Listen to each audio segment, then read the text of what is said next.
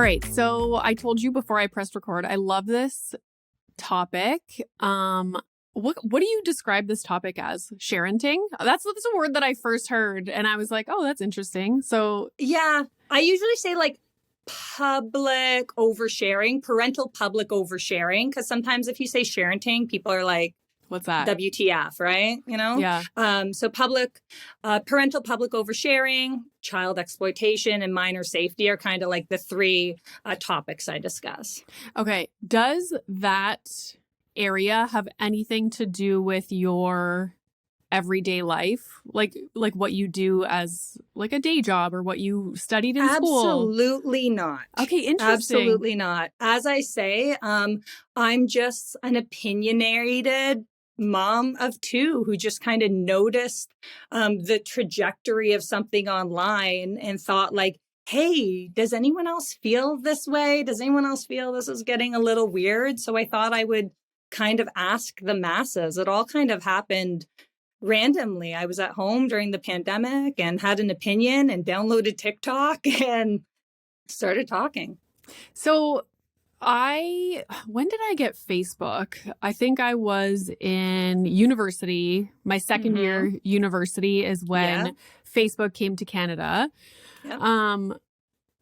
So I never, and you never grew up with social media as children. I was already, how old are you? And I think I was 19, 20. I just turned 38. So I again, just turned like 38 too. I'm telling you, Renee, we're like pretty on the same. So I got mine Facebook when I was 21 years old. So like technically legally adult. And so everything that I posted, I kind of got to take full ownership of. That's on me, right?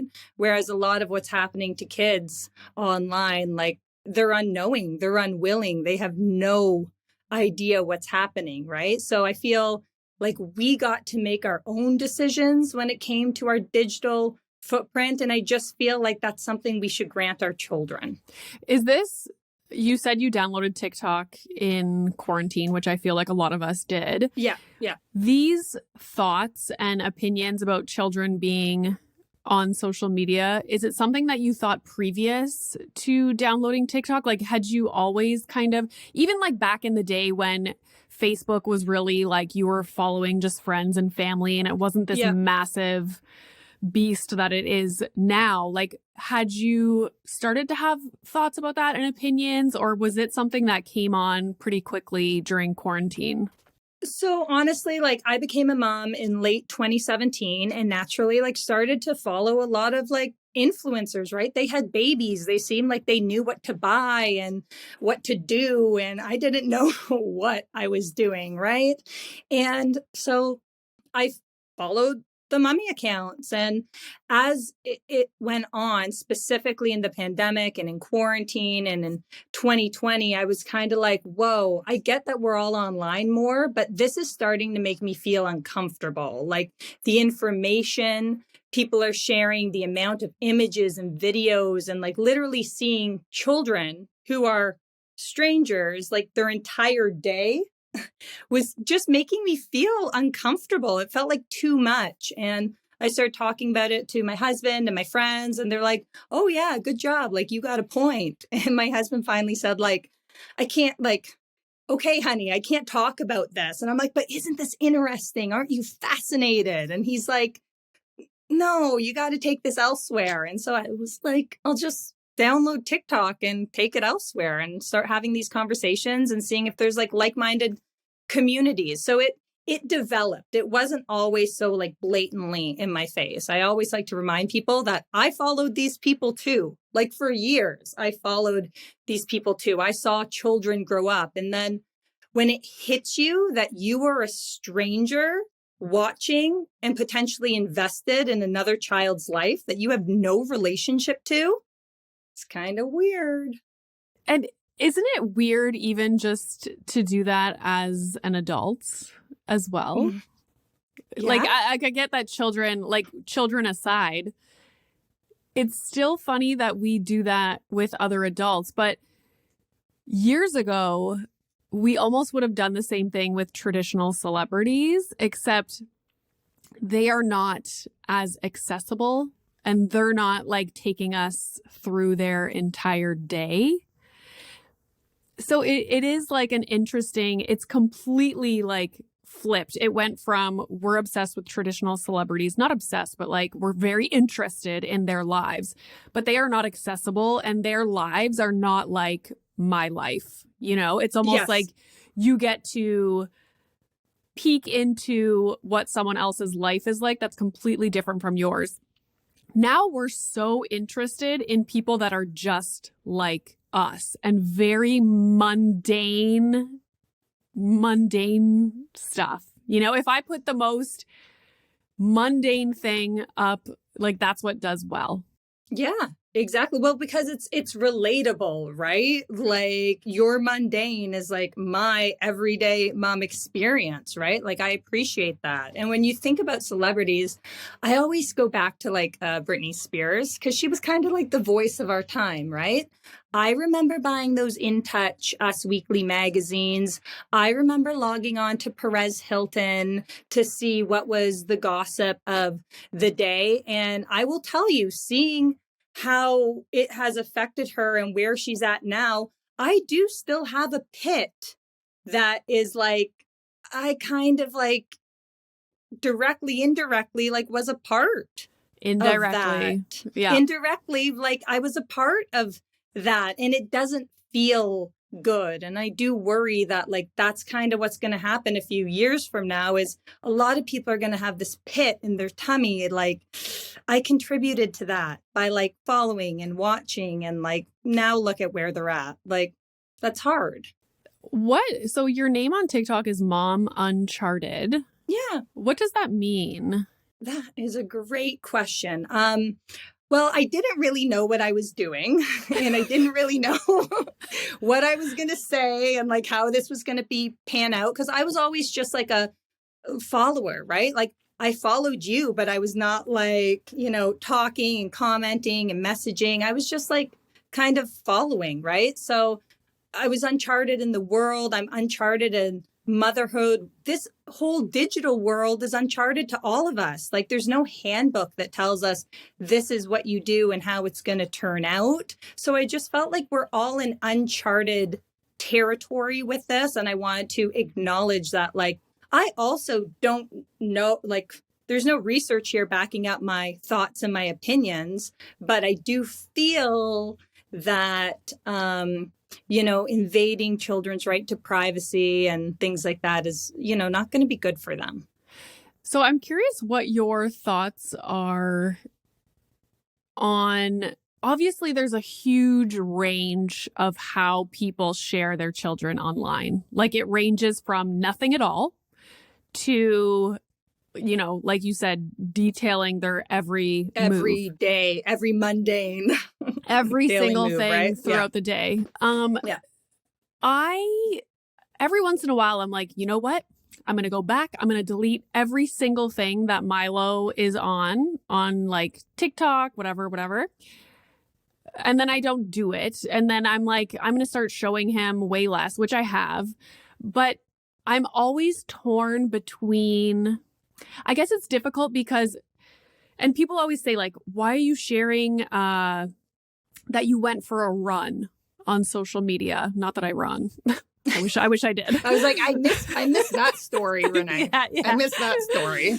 And I feel like people share things that they're proud of, that they think are great, that they, you know what I mean? And so, yeah, if Milo... There's nothing we're more proud of than our children and their person and their accomplishment. I get that, Renee. However, yes. As an adult, I understand that I'm also privileged to have privacy, and privacy is power. And as much as my children are my world and my everything, their needs and wants and their rights trump mine. That's kind of how I look like at it, right? Like their right to privacy trumps my need to be connected or validated or share their experiences without their knowledge and consent.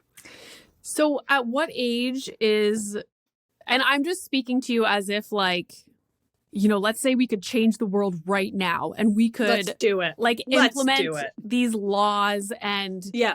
because I'm always curious, like, okay, in a perfect world, then what would this look like and what would be in place? So, and I always compare it to child actors.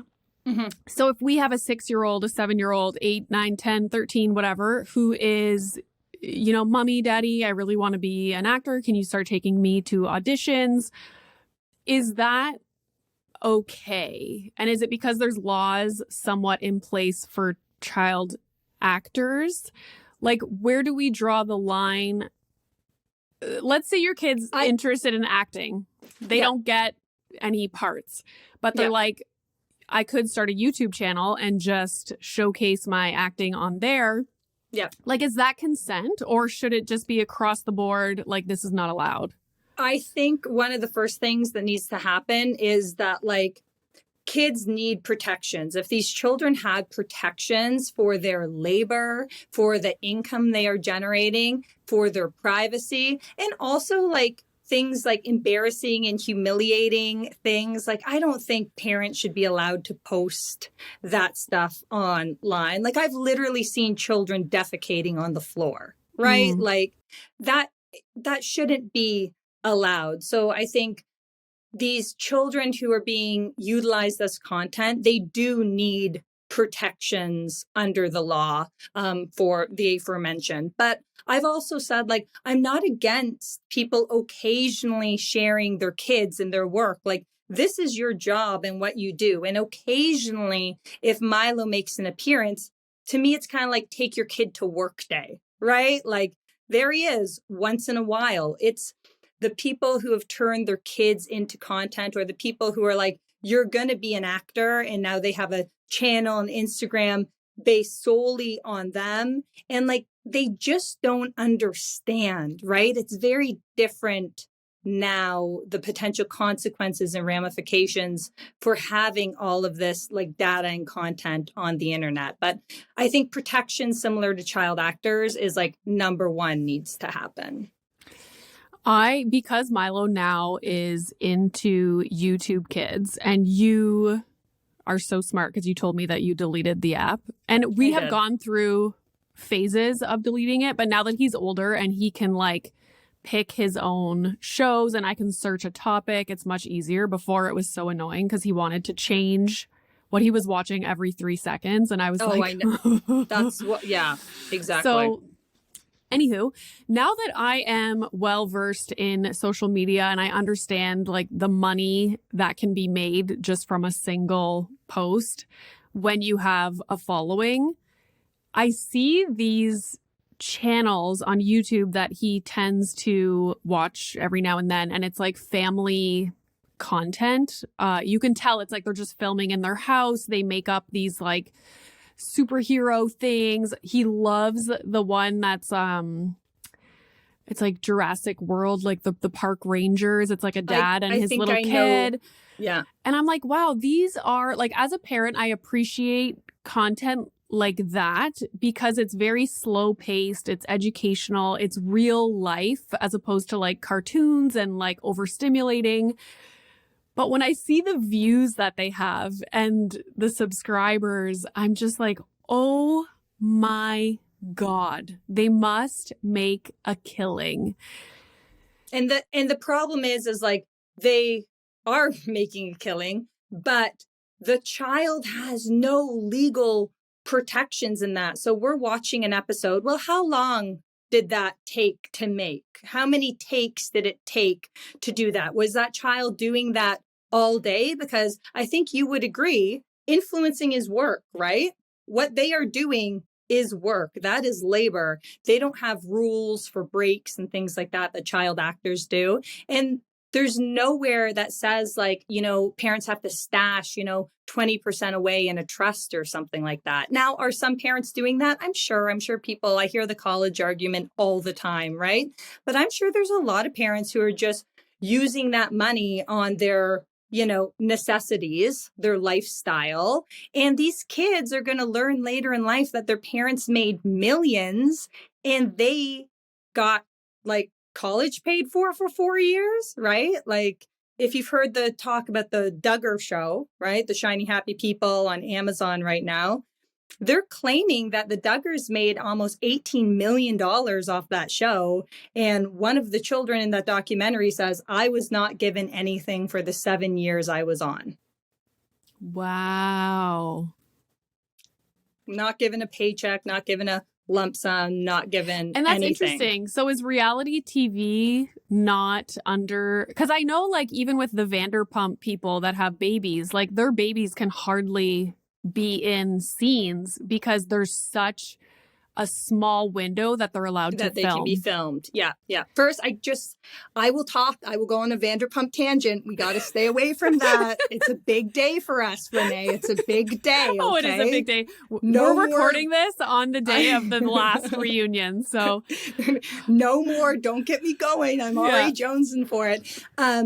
But reality, I've always tried to stick to social media. I get asked a lot about child stars and reality stars, but like it's so big, all of this, even what I talk about is so big and there's such a spectrum that I really try to stick with the social media aspect. But I'm learning via, this Duggar talk right now in this documentary that the reality TV stars are not as protected as I had initially thought. I thought maybe they were more like the child actors. It seems like maybe they're more kind of like these social media kids and don't have a lot of protections. Yeah, maybe once you're a certain age, you don't have the rules around filming and stuff like that.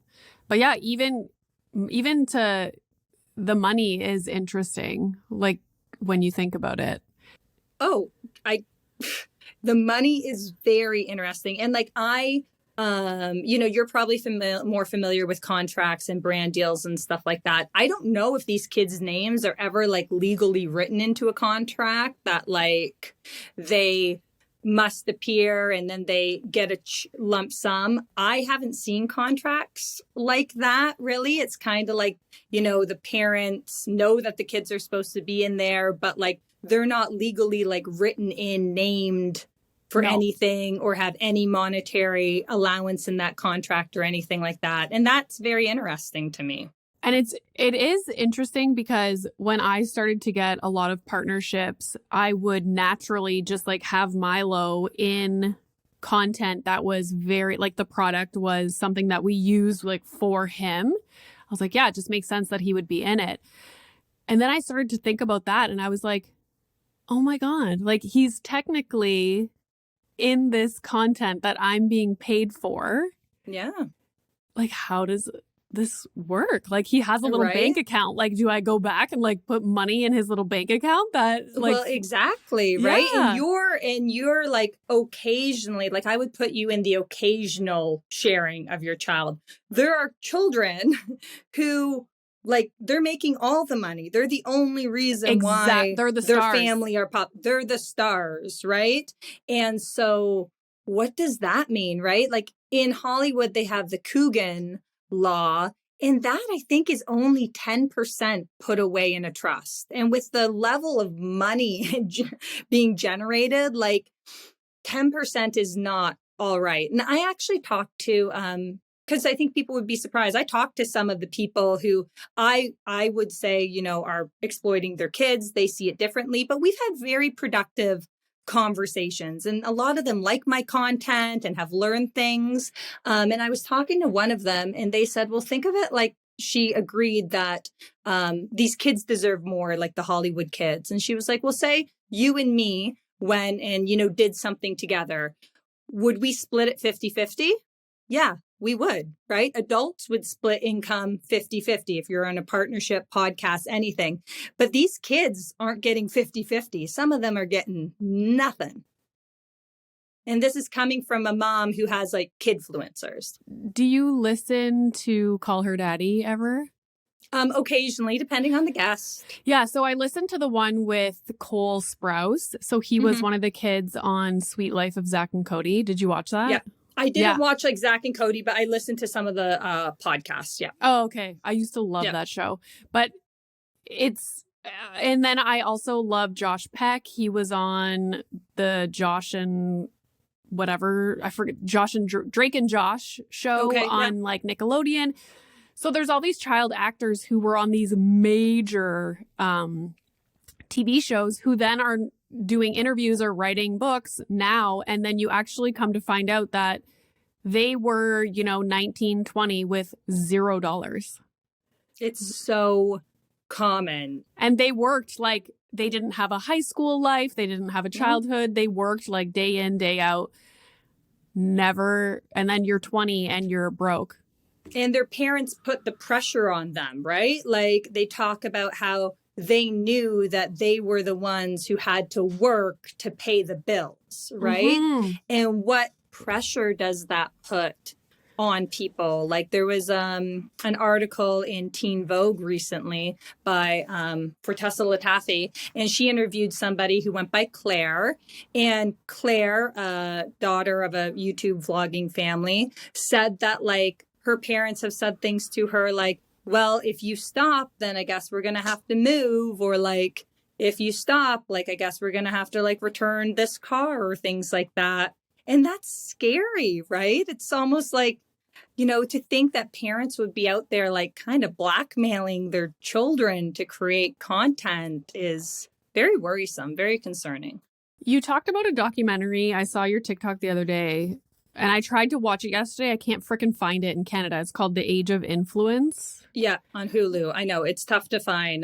My husband is a techie, so he's been working on it. But why I know about it is because I was filmed for it. So I might be in it. Amazing. And you don't know for sure? I don't know for sure. Like they flew me out and I was filmed for it, but like I haven't seen a clip of me and like no one said like you made it. So I might be talking about it and not even like have a clip.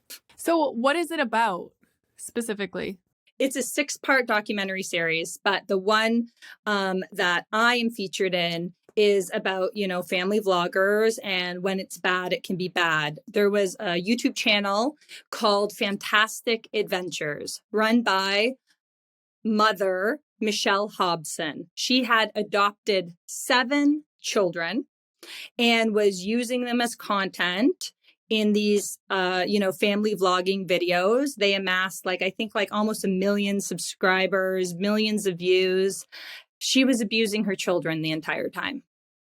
I saw a preview and they were saying that she had pulled them from school. Like they weren't even going to school. From school to create content. And you honestly, there's quite a few family vloggers who don't have their children in school for whatever reason, but one might assume because it's easier to create content when your kids are around all the time. But she pulled them from school, very secretive household, and the accusations of abuse are truly horrific. Did she have a partner? Or was she by herself? Single mom? By herself. Single mom. Is 7 she in jail? Adopted kids. She died in jail. Oh. She was in jail and then she died in jail, and the children got rehomed. It's a really awful story, but it goes back to protections for these children, right? Like this happened on an account that had almost 1 million followers, and the outside looked pretty and perfect and fun, and the kids were laughing and joking, but on the inside, they were dealing with horrific abuse. That is truly terrifying. If that doesn't say that protections need to be put in place, I don't know what else does, right? Mm-hmm. It's crazy. And I feel like obviously there's always been YouTube, and maybe I'm just unfamiliar because I'm not a YouTube consumer at all. I just see kind of what Milo puts on every now and then. But I feel like a lot of this exploded, especially with TikTok. Oh, well, this is when it kind of hit my radar, right? Yeah. I didn't know so much of what I talk about, Renee. I didn't know. I was just hopping on to be thinking about the isolated Instagram influencers. Hey, this is weird. I'm seeing a lot of these kids, and I know about their medical conditions, and I'm seeing them in what I would perceive as inappropriate content and anyone else think this was weird. I was just talking about my little influencer Instagram mummy world. And then when I started clicking around on YouTube and family vloggers, and then the family vloggers would have a kid and have a whole account and channel for them, and then going down, it has become one of the deepest, darkest, weirdest rabbit holes I have ever found myself in. And I just stumbled upon it and thought, like, if I don't know, other people don't know, so maybe I should share. And like, now we're here and people are talking about this. Like, I was just featured in the Wall Street Journal today because I am talking about this, right? So like, I feel like finally it's starting to, people are starting to hear that we have a problem. There is a problem and we need to talk about it. Yeah. And it's hard to, it shouldn't be a sensitive subject. Like you were saying, like I was kind of like controversial on TikTok for talking about things that were like not controversial, but it kind of is. This is especially because you're basically saying, like, parents, what you're doing is wrong. And nobody likes to hear that. Like, nobody likes to hear that. And I really try, like, over the past year and a half, I've been talking about this. I've definitely changed my approach a few times. I've tried things and been like, oh, no, that's a little ick. And it's really hard because at the beginning, a lot of people were like, you're mom shaming, which I think is a completely overused term in this day and age. But it's not, I never want to come across that. I just want to present educational and informative, material that makes people and parents reflect and have like their own aha moment. I get messages every single day from the average parent as well as massive, creators on platforms saying that, like, wow, like your videos have made me think. I never thought about it like that. I've privated. I'm removing my kids. Like, I just want to have parents have their own like eyes open moment, right? I don't want people to feel like attacked or bullied or anything like that. I just want kids to be the priority, not our online popularity. And it is like, when I think about TikTok, so many, especially parents, joined in like during the pandemic. Yeah. And so many accounts just exploded instantly. Mm-hmm. So I can see where people are like, oh, and then they just keep doing it. And now you're making a ton of money and like your following just keeps growing and you're being presented with all these opportunities and, going to all these places. Like, yeah. So I understand, but I was on that path. Not that my content was centered around Milo, but seeing content like yours is what made me think, because it's very easy to put out content and you're unaware of exactly the reach that is getting because you're literally just looking at your phone, you're by yourself and you press post. Mm-hmm. And you're so not thinking of like Yes, it's hard. And I remember after I started thinking about all these things and just being more mindful of it, now I see other creators that they don't necessarily have accounts that are focused on their kids, but they do have kids that are in their accounts quite a bit. Everybody knows their kids. And it'll be like, oh, this weekend we're going to Toronto, and they're tagging, the Fairmont Hotel. And I'm like, holy shit, like people know in real time that you're at this hotel with your kids who are like mini celebrities in and of themselves. I don't even post hotels that I'm staying at, and I'm an adult with a much smaller following. Well, it's interesting because like we grew up in like the beginning of all of this, right? And it was like, don't talk to strangers. Like, was I on MSN or ICQ talking to strangers? Of course I was. But like, it was like the big dark, like, oh, it's scary. Everyone be careful. And so it's interesting now as kind of like millennials, elder millennials, how many parents seem to like have completely fallen off the like safety aspect of all of this. And like, a lot of people focus on the safety and the predators. And when I came out to talk about it, I honestly was thinking mainly just about privacy and consent. That was it. Like all of the safety issues and the scary things that are happening and the parasocial relationships. Cause like, it's not just like predators. Like people also are developing just weird, obsessive stalker parasocial relationships with creators and their kids, right? Like I've had creators tell me that like they've been called like CPS has been called on them because they've just shared their parenting things and people don't like it. So they like it gets so weird and wild so fast on social media that parents need to be really careful with what they're sharing. Mm-hmm. And they're going to in real life ramifications and consequences, right? Mm-hmm. So what are some of the ramifications or consequences that you think would be most common? Let's say you have a child whose parents have this big social media account and they are featured on it like quite a bit. And so people know where they like recognize them in public and things like that. I think the biggest thing is just privacy, right? Like these kids can't consent to having their entire existence be like monetized and commercialized, right? Without their knowledge and consent, and like the longevity of the internet, the reach of the internet, the individuals who are consuming the content, because it is naive of parents to think that everyone online is looking at your children through innocent eyes. They are not.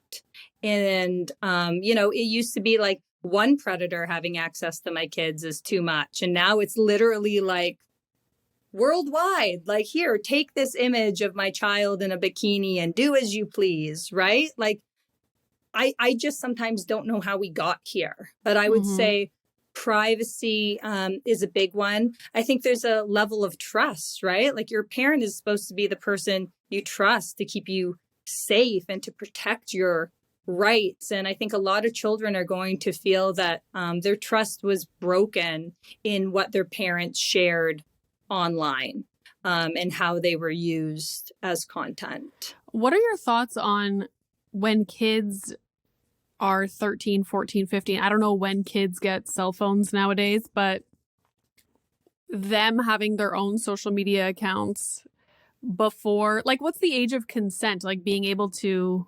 So like the apps say 13, right? The apps are like, oh, you can't be here unless you're 13. However, we know that's a fallacy because like you can go and create an entire account for Milo and just write ran my mom. And then he has a whole thing. But technically 13 is the minimum age in which children should be on social media. However, based on the research coming out, I believe the age has to increase to at minimum 16. Like, we have to look at the research as it relates to tweens and teens and the detrimental things that are happening to their mental health. Like, this is well documented now. So we need to create a new voluntary social norm as parents that we're no longer going to give our kids access to smartphones and social media at these young, impressionable ages. And we need to rally together as parents of classmates and teammates to say, none of you are getting it, and make that the norm. Otherwise, we're just going to see an increase in anxiety, depression, eating disorder, suicide ideation, suicide itself. I'm sorry, I didn't trigger warn on that, but it's really scary if you look at the stats of teens' mental health right now. So we need to push that to later. I always think like adults don't do well on social media, but we have the wherewithal, some of us, to recognize how it makes us feel and then make changes. For me, I'm not a content consumer. I watch some people's stories, like I, flip like around Mama on TikTok Uncharted. for me. Yeah, exactly. But I'm not a big consumer of content. And now instead of looking at my phone before bed, I read my Kindle. It's been like life changing. So good. I'm the It's same. The best. Or I watch Vanderpump, one of the two. As you do. But like adults don't do well with it. So how can we expect our children who don't even have a fully developed brain, who are so impressionable, who are maybe lacking self-confidence, trying to figure out who they are as a person, to be on social media? Yeah. It also terrifies me because I know how I am, and I would be upset if all of Milo's friends have a phone and, use social media. And then like, I'm the one that's like, you can't have this. And he's left out. Yeah. And it makes me also think about like, when you're so strict about something, it's like the whole thing about how in, North America, we have these strict, like you have to be this old to consume alcohol. Yeah. Whereas in Europe, they're very like laissez-faire about it. And kids, they don't abuse alcohol once they turn 19 or Yeah, 21, they're not binge whatever it is. drinking in a field at 16, right? Exactly. Not like any of us did. I know. That's But- not common in Canada at all. Not at all. Bush parties? What? I know, right? But that's what worries me about social media, because I'm like, if we're so strict about it and they're like, oh, like we desire this thing so much, but there's rules around it and we can't have it. Like, do you let them use it under your supervision to just, I don't know. Like, I don't know the answer. So I think this is what we need to do as parents of a younger generation is we need to all say now, like, hey, our kids, when they hit like 8, 10, they're not getting smartphones, right? When they hit 13, they're not getting social media. If we all create this normal now, we can adjust what is currently happening. Because teens right now, they're 13, 14, and parents say, no, it's a big deal because that's all they are right now. There's a study that says like young teenage girls are spending an average of like 7 hours on social media a day. Like that's terrifying, right? Like things need to change. And I think we as parents right now, we have the capability to have it be different by the time our kids reach that age, right? I hope that our kids, because, it sounds awful, but this generation of young kids are having their privacy violated, right? By their parents regularly, whether it be privately or publicly, right? I get stories all the time that like, oh, my parents only shared this with my aunts or my uncles, and I was still upset and embarrassed by it, right? Mm-hmm. We have the ability to change and make it not so, right? So I just hope that and another thing, Pink and Jennifer Garner recently said that their teenagers don't have social media. And when they asked, like, how do you manage that? They said, well, we just said, hey, if you provide me with information that says how social media is going to benefit you at this age, we can have a talk. But that research isn't out there. And again, they're like extremely wealthy. So it's not exactly the same. There's a lot of socioeconomic things that also go into this discussion a lot of the time.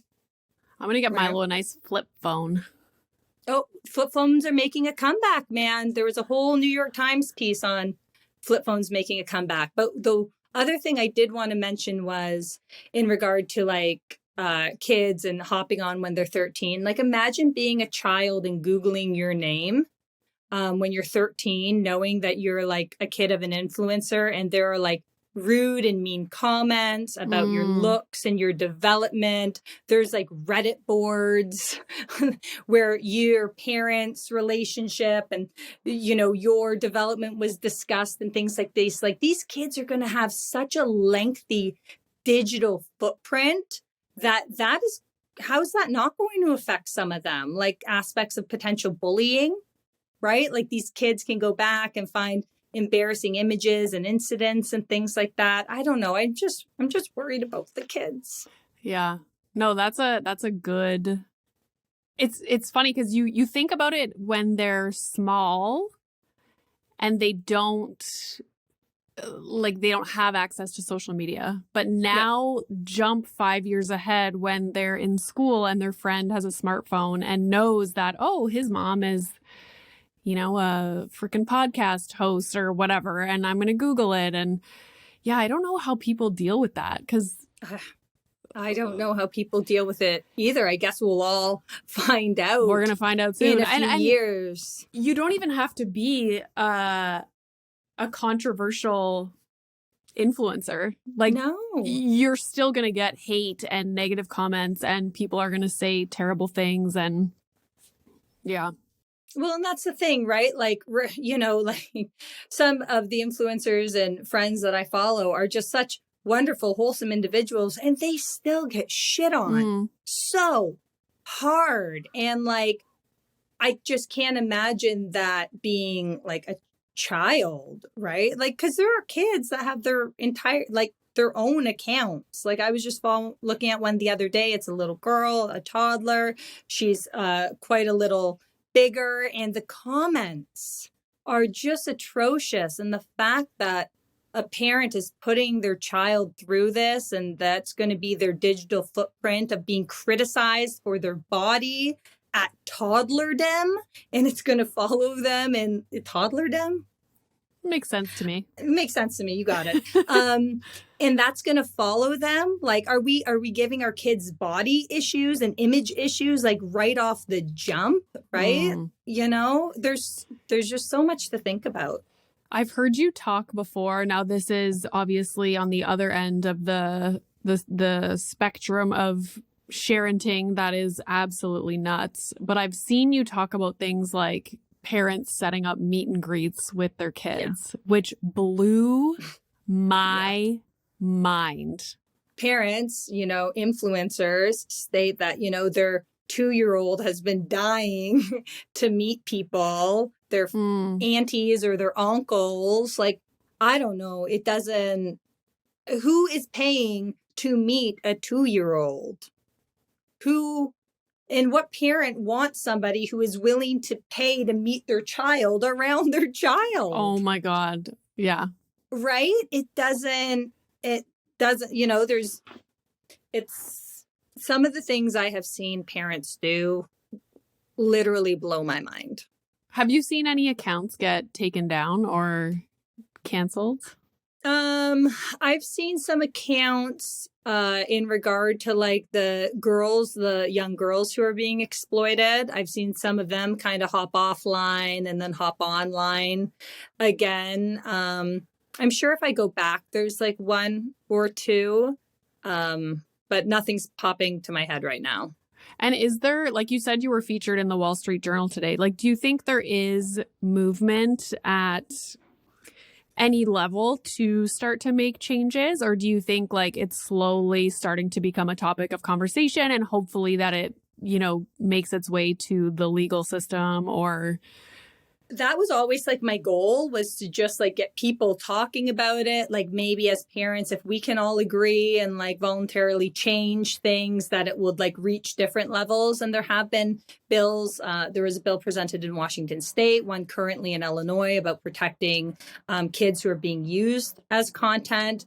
There's a few bills, online safety acts, and I'm talking mainly America, because honestly, I have yet to find a Canadian account that is like exploiting their children to the level of some of the ones in the States. So everything I'm referring to is American. Some online safety acts and things like that are currently being presented. And I think with the traction, like, you know, this Wall Street Journal article regarding Instagram and predators, it's going to get people talking, and people who can make change are going to start to realize they have to make change. We're so behind on laws in the digital world in general, right? We are really playing catch up. it's the same as just doing a job like I do now. It's like the wild, wild west. And it just feels. Well, exactly. And it just can't be the wild, wild west when it involves kids. No. Right. Yeah. And that's the thing. Like, when it involves the kids, we can't have this, right? Like, I'm seeing parents selling images of their children. Like, I just don't think that adults should be able to purchase images and videos of children. That's extremely scary. And it just shouldn't happen. What are your thoughts on pageants? Garbage. Isn't that so strange? Like, honestly, like I've said before, like because the dance, gymnastics, cheerleading, things on Instagram and social media communities tend to be the worst as it revolves around like exploitation.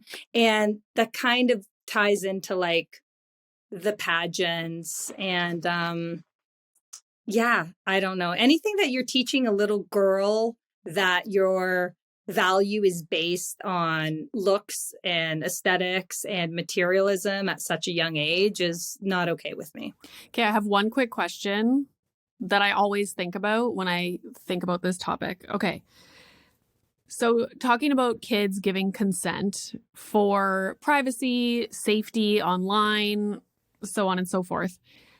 Children that play sports that are known to be like high risk for head injury. So, let's say football, hockey, whatever it might be. Is like, should children be allowed to play those sports because there is such a high risk for injury? And are they actually able to give consent and fully understand what risk they're putting themselves at? Like, I think about shit like this all the time. Like, that's a great question. Well, you're a parent and you should think about that. I come from a hockey family. So like hockey is like in our background in nature. Are my kids currently playing? No, they are not. So I understand the point. And sometimes it's like consent should be like black and white, but there are these areas where it's kind of like, ooh, I don't know. And then there's like the studies about, yes, hockey, for instance, is dangerous and head injuries and stuff like that. But then team sports and the benefits of that and the physical activity and things like that. So I completely understand why that's on your brain. And I don't know if I have a good answer, but in regard to like the kids and the consent on the internet and stuff like that, there are literally no studies about this, right? And like once we take away our children's privacy, we can't get it back. Mm-hmm. Right? We won't be able, as much money as these vloggers make and things like that, they'll never be able to buy back the privacy that they took away from their children. Okay, my last question. What are your future plans? Do you have a day job? Do you do this full time? Like, what's your goal for the future? My goal for the future is, well, I have a podcast coming out and to continue to elevate the message in hopes that legislation can be passed. I'm mainly a stay-at-home mom with my littlest one, and this is just like a passion project, but I'm seeing that this could potentially be something. So if I can continue to talk and educate and make a change while having a little side hustle like that, would be great because I am pretty passionate about the topic. But yeah. I love that. So tell people where they can find you online and what is your podcast going to be called? The podcast looks like it's going to be called Are the Kids All Right? Oh. It's going to be 10 episodes. It should be hopefully done in the fall. And everyone can find me on YouTube, Instagram, and TikTok, where I go by mum.uncharted. Awesome. Well, thank you so much. Thanks for having me, Renee. And I'm on a roll.